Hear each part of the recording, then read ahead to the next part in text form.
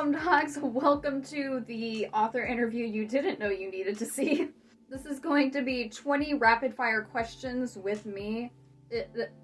Not really, it's actually just 10 questions, and they're probably not going to be super rapid, knowing me, but I'm also going to answer some questions for advice for fellow readers and authors, so stay tuned for those. Plus also some random extra questions thrown in about some of my books and some of my writing that you probably wouldn't have thought to ask, but I thought to ask myself for you to know. So the first question is, what do you love most about Bookstagram? Or I guess just bookish social media in general.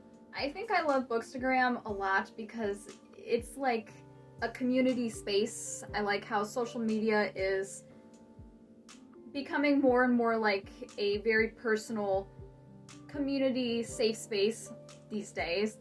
I think we all know social media hasn't always been so super social in the past, but I like that we're slowly coming back to that. It's a social thing, right? It's a social structure for us all to come together in our little sub-communities, whatever your topics and passions are. And on Bookstagram, that of course is everything books, right? And I really like that Bookstagram and other book talk and stuff, it's not just for the readers, but it's also for us authors and us writers to connect with you guys as readers, to give us that like direct connection to you that we haven't always had, especially as indie authors. It can be a struggle to reach readers as an indie author, trust me, I know. Which is why I really like being on Bookstagram and other social media channels like Bookstagram, because it gives me that like kind of a lifeline, a fishing reel to hook onto you guys and chat, not with just you guys about like my books, but just books in general, right? And we can actually share and connect with each other on a more personal level, rather than me just trying to connect with you through like the blurb on like the back page of my ebooks, you know? So Bookstagram and other bookish social media channels is a place for us to all come together as a community of readers and authors, and that's something I really love about it. Question 2. What is the Emma Lenford series about? The Emma Lenford series, if you're not familiar, is some of these books I've got stacked back here. My Emma Lenford series is at least what I'm calling it, a very, very comedic young adult action-adventure series.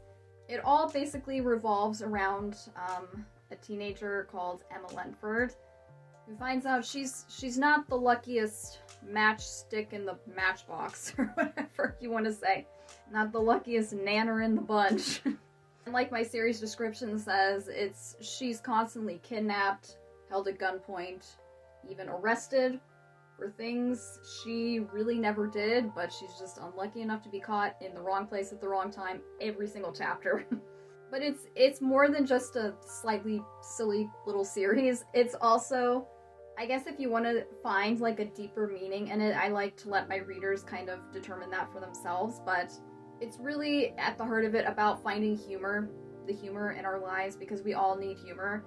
You know, I know we each go on like personal journeys where sometimes things get really dark, or sometimes collectively as a community, or like it just sometimes we have to find like an outlet of something lighthearted that's going to make us feel a little bit better about life. So the series is really, it's about finding humor, not just in Emma Lenford's life, but in our own lives, and remembering that there's always somebody a little bit less fortunate than us out there. Like Emma Lenford. I like this question. What is your favorite quote from your own books? I actually have 2 quotes, okay? One I will say from when I was recording the audiobook for my book, Cartoon, back in the day. There was this one line that I had to re-record so many times because I could not say it right. With my character that was supposed to have a bit of a British accent. I'm not British. It's tough for me. And the line was so simple. It was 3 words. It was, these delicious pancakes. I can't even say it with a straight face now. It was, these delicious pancakes. They were eating pancakes, and she was commenting on they were actually really gross, and she was making a joke out of these delicious pancakes in her accent. I don't know why it tripped me up. It was so hard. This is my all-time favorite quote of all time. This is used multiple times in a couple of my Emma Lenford books. And it's so long and so ridiculous, and I can just say it off at the top of my head.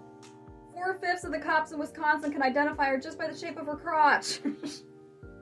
I had to read that line multiple times because it was in multiple chapters over multiple books.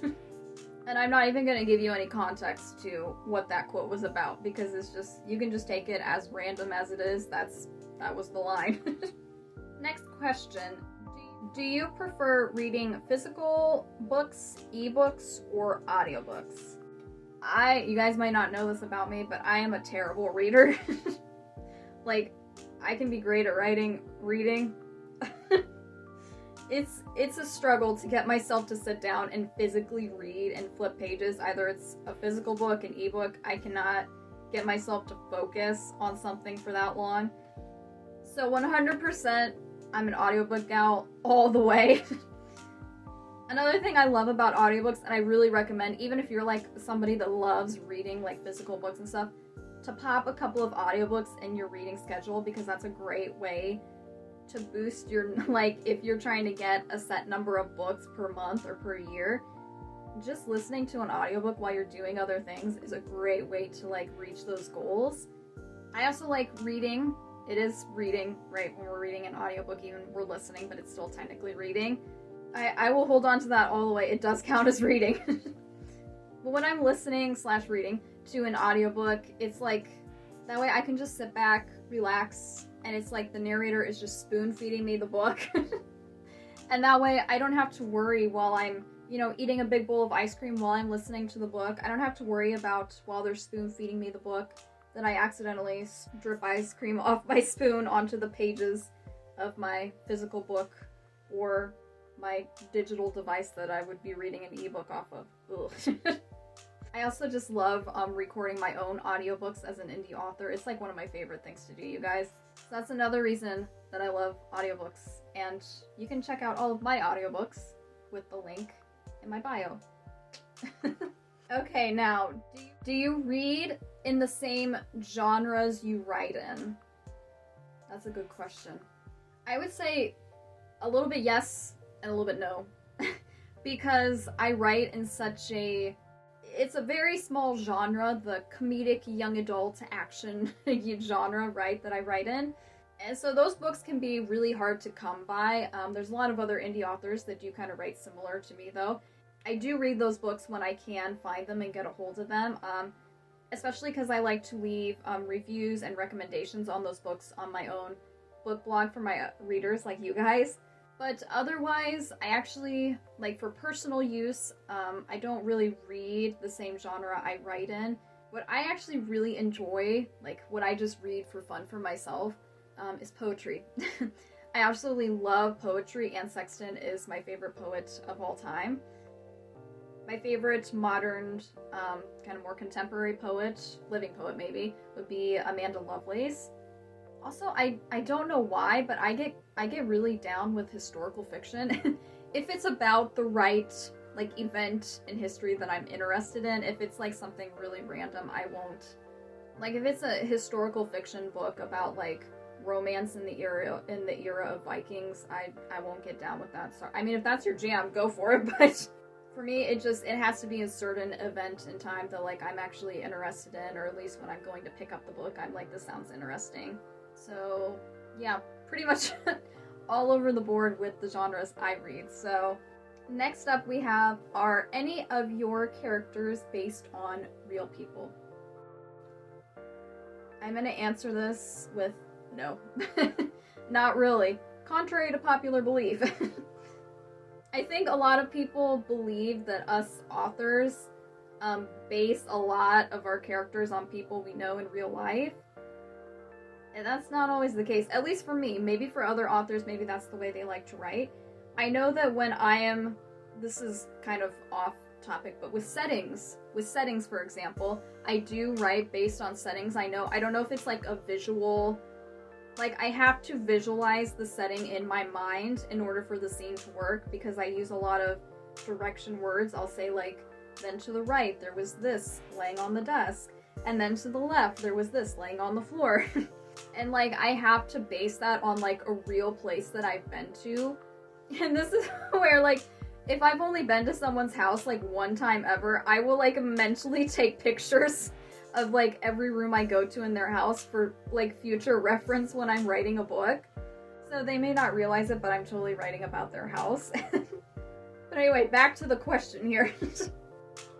I think with characters, a lot of people expect us as authors to write based on people we know. I don't personally do that. I do that with places that my characters go to, which is kind of random. I don't know if a lot of other authors do that. If you're a writer or an author and you do that, please let me know so I know I'm not alone. Although there is one character in the Emma Lenford series that I did base on somebody I knew in high school, a teacher I knew. The character's name is Mr. Martinez. And he is actually, I don't even remember the teacher's name, but he was the Spanish teacher that was my homeroom teacher freshman year. And he was from Costa Rica, which is why my character, Mr. Martinez, is from Costa Rica. He's based on him. Gosh, I wish I could remember his name, but he was a Spanish teacher, and he was my homeroom teacher. I didn't have him for Spanish, I had him for homeroom. Like, every girl in the class had a secret teacher crush on him, and so that's why in the Emma Lenford series, Emma has a crush on her teacher, and she says, if you've never had a crush on your teacher, you're lying. Alright, let's keep it moving on here.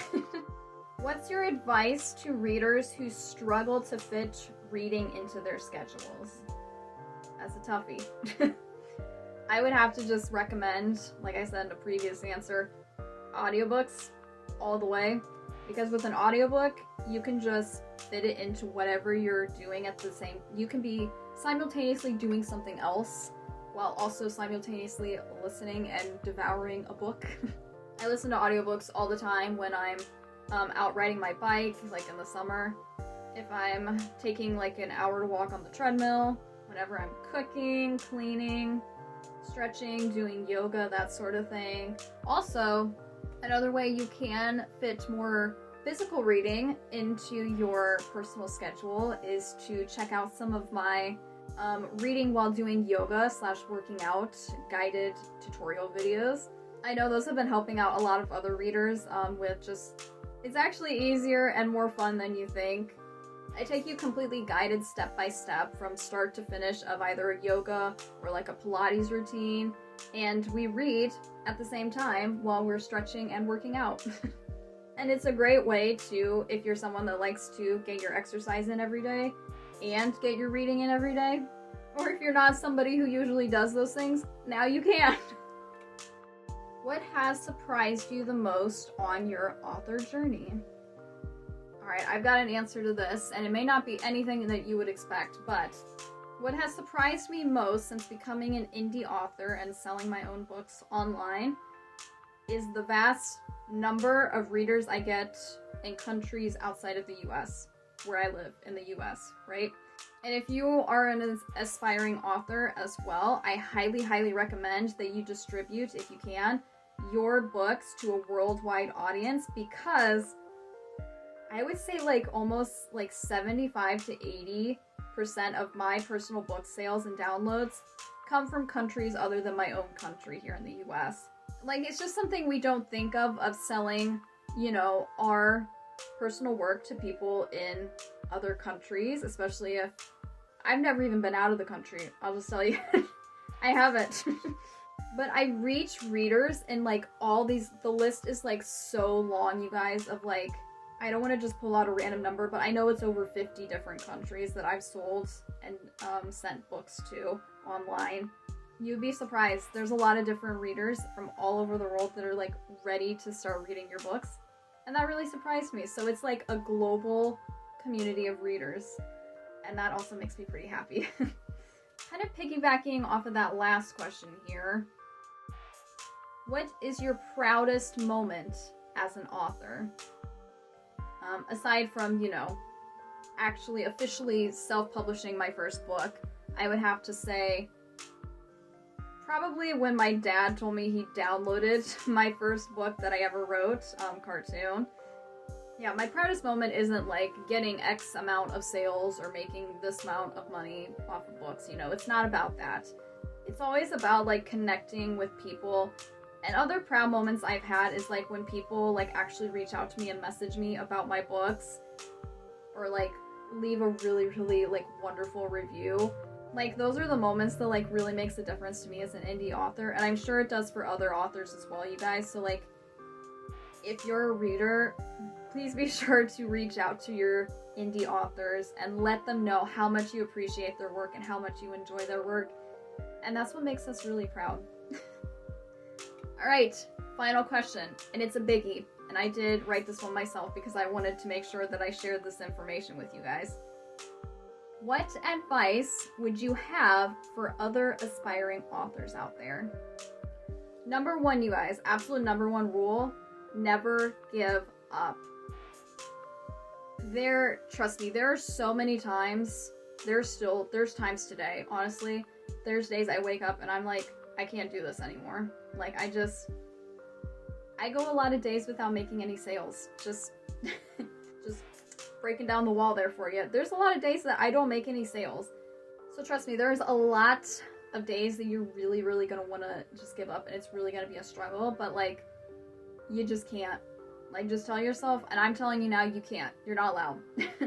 You're not allowed to give up, because what's going to come later on, it may take a couple of months, it may take a couple of years, it may take more than a decade.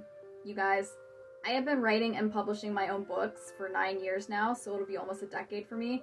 And if I'm being completely honest with you, I'm not where I expected myself to be or where I want to be. But I am not allowing myself to give up. And if you are an aspiring author, I just want you to know now in advance, whether you've started writing, started publishing, or you're not even there yet, do not give up. Because you and I, we are both on this journey together. And we're just not allowed to give up, because I trust, and I want you to trust, that you're going to reach those goals if you keep trying at what you're doing. So, I guess we can leave it at that. So, aside from that, that is all the 10 not so rapid fire questions that I have to share with you today. I hope you guys really enjoyed this quick little, well, not really quick, but this little interview. And I will chat with you all, fellow readers and fellow writers, again soon. Later, my home dogs.